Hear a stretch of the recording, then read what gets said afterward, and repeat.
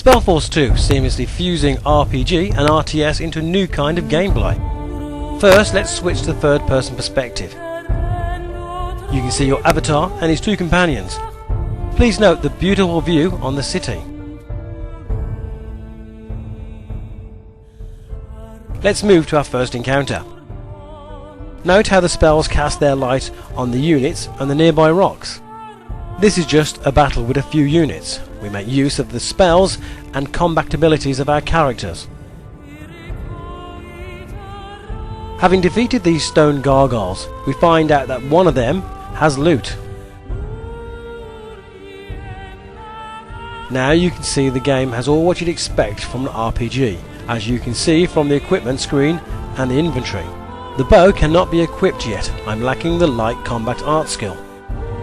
You can see the skill here in the combat branch of our skill tree. We also have a spell book where we can choose which spells are active.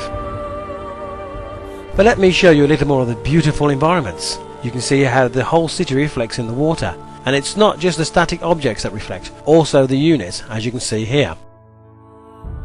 While we move to the next encounter, please look at the illumination we use on our characters. You can see that the colour of the ground actually reflects on the unit as well as the colour of the sky. Here is the brown from the ground textures.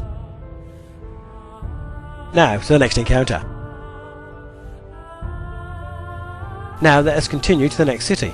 Please note the beautiful detailed environments. By the way, these dark folds with the statue here are not painted, but actually correctly illuminated. While we enter the gate, please note how the gate and the trees correctly cast their shadow on the units. In the city like this, we usually find merchants where we can trade equipment and to meet strange characters who may give us new quests. But while we were doing our sightseeing here, the town is attacked by a bunch of orcs. So let's move to the gate and help out.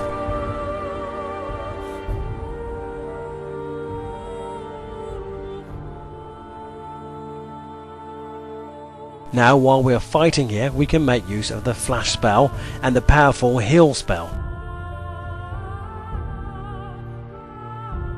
To better understand what is going on, you can always switch to the isometric camera, which gives us a better overview.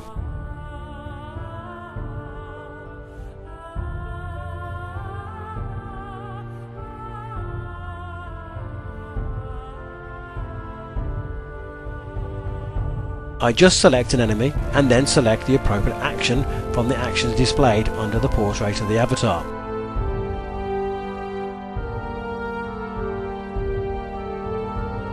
Now the commander of this town informs me that the orcs have set up base and that I'm to take control of the town's defences.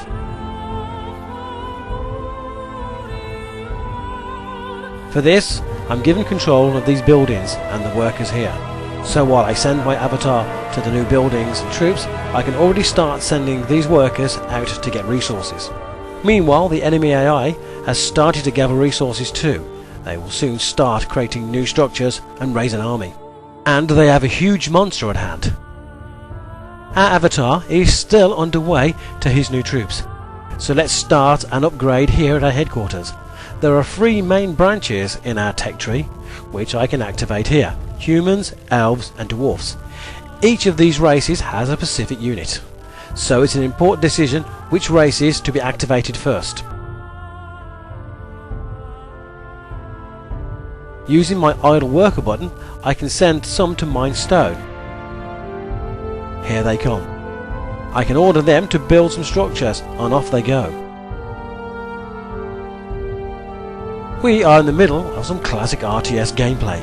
As you can see, I can even control this from the third person view.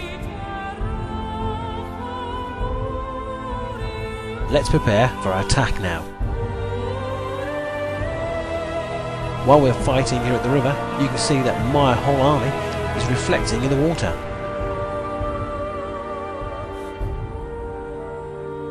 Okay, it's time to go for the big guy. Looking at this big monster, you can see how he's casting a shadow on himself. Thanks for your attention, and while you enjoy this view, please remember how seamlessly RTS and RPG go hand in hand with SpellForce 2.